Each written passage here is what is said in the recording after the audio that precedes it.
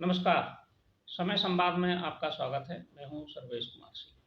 कल अखिलेश यादव ने साइकिल चलाई और पीडीए का एक साइकिल अभियान उन्होंने शुरू कर दिया। लेकिन कल का एक और महत्वपूर्ण घटनाक्रम हुआ। इसमें उन्होंने पीडीए की परिभाषा बदल दी। अखिलेश यादव ने कल जो कुछ कहा, उसका आशय ये है कि अब वो व्यापक संदर्भ में पीडीए को लेना चाहते हैं और प्रस्तुत कर रहे हैं देश की और प्रदेश की जनता के सामने। उन्होंने जो कहा, उसका आशय ये है कि पीडीए में पीछे मतलब पिछड़ा और दलित, डी से दलित और ए के बारे में अभी तक ये कहा जाता था और प्रचारित भी किया जाता था और उनकी पार्टी की तरफ से भी यही प्रचारित होता था कि पीडीए का जो ए है वो अल्पसंख्यकों के लिए है, अल्पसंख्यक है। लेकिन कल अखिलेश यादव ने कहा कि ए का मतलब अगड़े हैं, आदिवासी हैं और आधी आबादी भी है और अल्पसंख्यक भी है।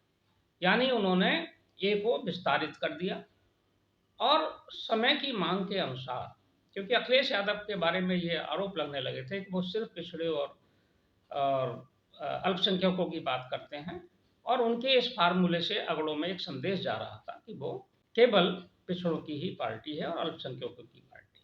ये बात अखिलेश यादव की भी समझ में आई या उनके सलाहकारों ने समझाई होगी कि 2012 में जब अखिलेश यादव की पूर्ण बहुमत की सरकार बनी, तो उसमें केवल अल्पसंख्यक और पिछड़े ही नहीं थे, उसमें सवर्णों का भी योगदान था। इसलिए वो सरकार बना पाए। और अगर उन्होंने अब सवर्णों की उपेक्षा की, अगड़ों की उपेक्षा की, तो वो सरकार में तो आना बहुत दूर की बात है, वो अपना अस्तित्व भी ठीक से नहीं बचा पाएंगे। इस बात को समझकर उन्होंने कल परिभाषा बदली और उन्होंने अगड़ों को भी इसमें जोड़ने की बात कही और आधी आबादी की भी बात कही। ये सही भी है कि आधी आबादी का महत्व है, महिला आरक्षण मिला है, अभी लागू नहीं हुआ है, ये अलग बात है। लेकिन उन्होंने आधी आबादी और अगड़ों को जोड़ने की बात कही है। यानी कि अखिलेश यादव अब पूरे, एक तरह से कहा जाए कि पूरे हिंदू समाज या पूरा जो अगड़ा, पिछड़ा और दलित वर्ग है हिंदू समाज का, सबको साथ लेकर चलना चाहते हैं और अल्पसंख्यक उनके साथ हैं। ये उनका मानना है। एक तरह से उन्होंने अपनी राजनीतिक विचारधारा को विस्तार दिया है और ये उनके जो आगे के जो रणनीतिक कदम है, उसके लिए फलदायी होगा, फायदेमंद भी होगा।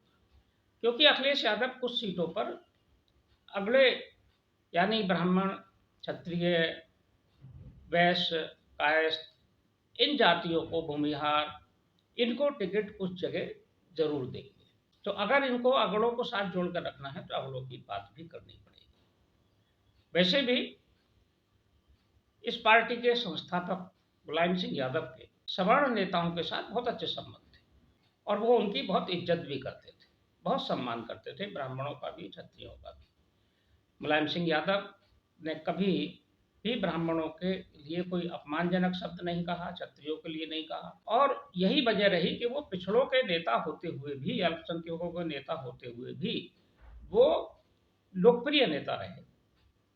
उनको सभी जातियों में समर्थन मिला और इसीलिए वो उत्तर प्रदेश में एक बड़े कद वाले नेता रहे।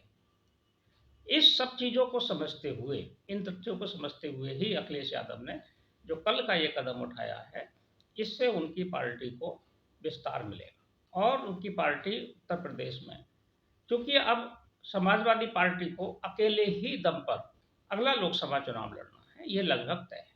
इसलिए उन्हें कांग्रेस से भी को भी भारतीय जनता पार्टी की तरह ही खतरा मानकर उनको रणनीति बनानी पड़ी। क्योंकि एक ये भी खतरा था कि हो सकता था कि अगर ये केवल पिछड़े, दलित और अल्पसंख्यकों की बात करते तो सवर्ण वोट भारतीय जनता पार्टी और कांग्रेस के बीच ही बंटकर रह जाता। अब उन्होंने भी इस पर दावेदारी कर दी है और ये समझदारी का काम किया है। देखते हैं इसका क्या राजनीतिक नफा नुकसान होता है, ये समय पे पता चलेगा। समय संवाद में आज बस इतना ही। कल फिर मिलेंगे किसी एक खास विषय के साथ। तब तक के लिए मैं सर्वेश कुमार सिंह आपसे विदा लेता हूँ। नमस्कार।